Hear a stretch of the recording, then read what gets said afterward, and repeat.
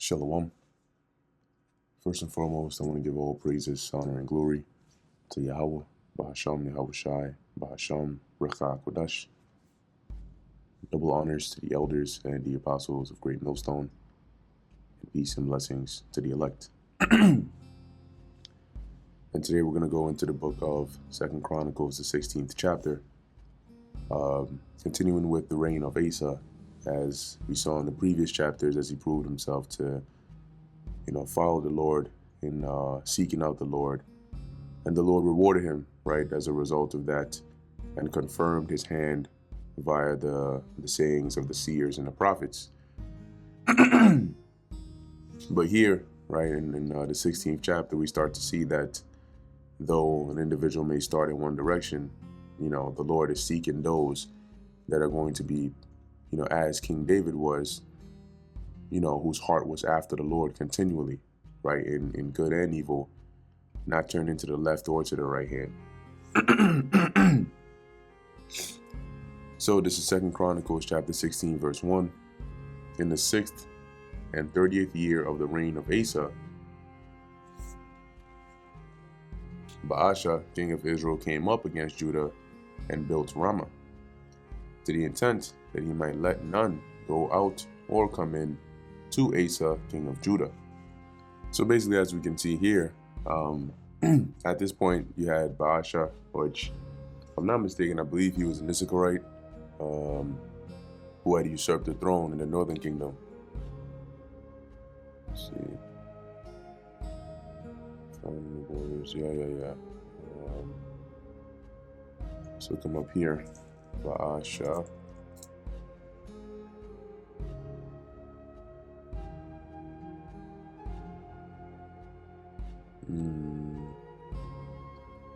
Here we go.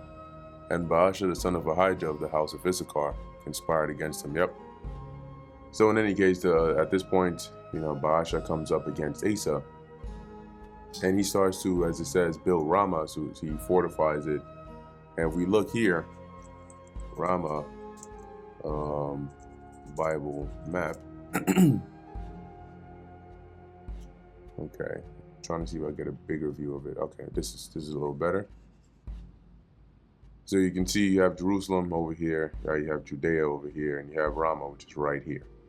So this is between, the territory of the northern and the southern, and he's fortifying this. So as it says, to the intent. So his intention was that he might let none go out or come in to Asa, king of Judah. So basically be like a block here. So you can't come through to get down here, or you can't go up to, in this case, he wanted to sort of box in Asa. Then Asa brought out silver and gold out of the treasures of the house of the Lord Yahweh and of the king's house, and sent to Ben-Hadad, king of Syria, that dwelt at Damascus, saying, There is a league between me and thee, as there was between my father and thy father. Behold, I have sent thee silver and gold. Go, break thy league with Baasha, king of Israel, that he may depart from me. And Ben-Hadad hearkened unto King Asa, and sent the captains of his armies against the cities of Israel. And they smote Ijon and Dan and Abel-Maim, and all the store cities of Naphtali. So he went and sought out a league to renew it with the Syrians, seeking them to basically help him against Baasha over here. And they did, right? They were like, okay, yeah, cool. So then when they went there, and they ended up, deterring Baasha's devices here by, attacking some cities in Israel. And it came to pass, when Baasha heard it, that he left off building of Ramah and let his work cease. So he had higher priorities to take care of. Then Asa the king took all Judah, and they carried away the stones of Ramah and the timber thereof, wherewith Baasha was building. And he built therewith Gibeah and Mizpah. So it doesn't specify exactly those places on here, but they were probably nearby. So instead, he decided to fortify some of the neighboring cities with the resources that Baasha was using to try and fortify Ramah. And at that time, Hanani, the seer, came to Asa, king of Judah, and said unto him, Because thou hast relied on the king of Syria, and not relied on the Lord Yahweh thy God, therefore is the host of the king of Syria escaped out of thine hand. Were not the Ethiopians and the Lubims a huge host, with very many chariots and horsemen? Yet, because thou didst rely on the Lord Yahweh, he delivered them into thine hand.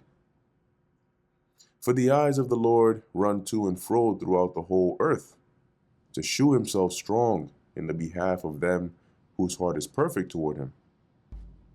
Herein thou hast done foolishly.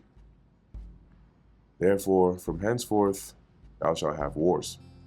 So Hananiah comes to let him know, like, yo, you just made a bad move, man. You know, what happened when the Ethiopians came? Didn't you call on the Lord and then he deliver you? So why is it that when Baasha came, you went and instead sought help from the Syrians, you know, rather than the Heavenly Father? And in that case, you could have had the Syrians under your control at some point. And as he says, right, the Lord's eyes are going throughout the whole earth. Okay, and that's why he has these angels roaming through, both left hand and right hand.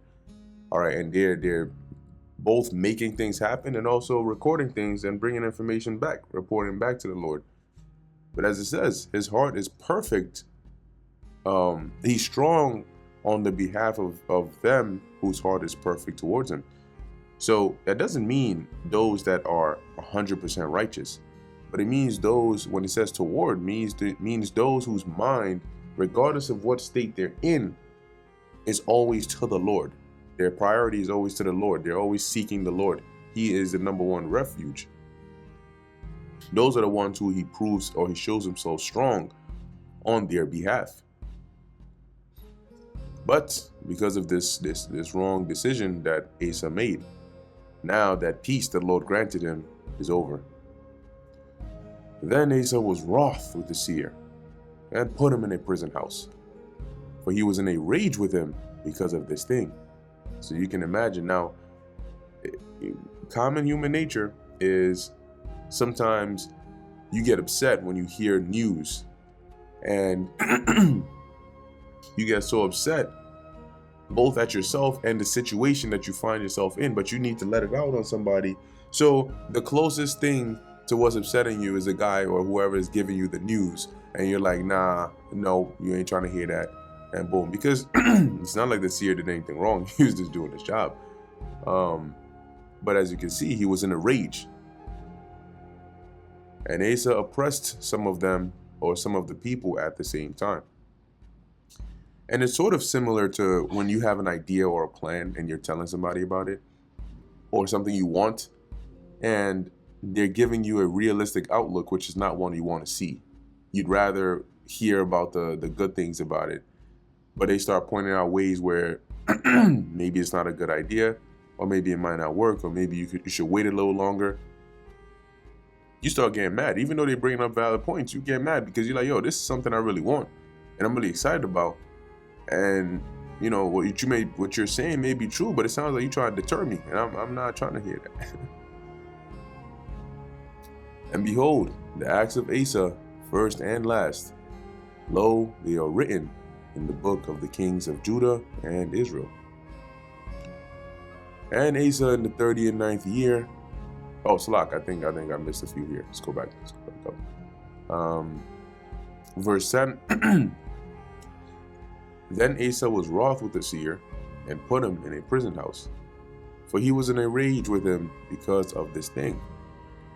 And Asa oppressed some of the people at the same time. And behold, the acts of Asa, first and last, lo, they are written in the book of the kings of Judah and Israel. And Asa in the 39th year of his reign was diseased in his feet, until his disease was exceeding great. And he probably might have had what they call the king's disease. today is called gout. Let's look up here. King's disease. Dis-ease.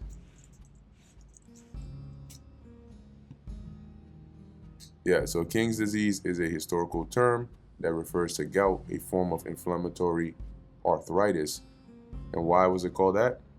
Well, in the past, gout was often associated with wealthy and royal individuals who indulged in rich diets and excessive alcohol consumption. This led to the belief that gout was a disease of kings. So you can read more about it if you're interested, but there's a little bit of spaghetti for your plate. Anyway, so as this got worse, right, yet in his disease he sought not to the Lord Yahweh, but to the physicians, right, and not realizing that the success of the physician comes from the Lord. And Asa slept with his fathers and died in the 140th year of his reign. And they buried him in his own sepulchres, which he had made for himself in the city of David, and laid him in a bed which was filled with sweet odors and divers kinds of spices prepared by the apothecary's art. And they made a very great burning for him. And that was the end of Asa. And let's see. Okay, so here in the NLT it says, he was buried in the tomb where he had carved out for himself in the city of David. He was laid on a bed perfumed with sweet spices and fragrant ointments, and the people built a huge funeral fire in his honor. Because, there are some places where they actually, when they die, they put them on, they put them on like a raft or something like that, and they actually burn it, like the actual individual. But obviously we know here, it's already said that he was buried in the sepulchres over there. But yeah, that's the end of Asa, king of Judah, the good things he did, and the bad things he did in his latter end. And so that's going to be the end of 2 Chronicles, the 16th chapter. Lord willing, it was edifying to the elect.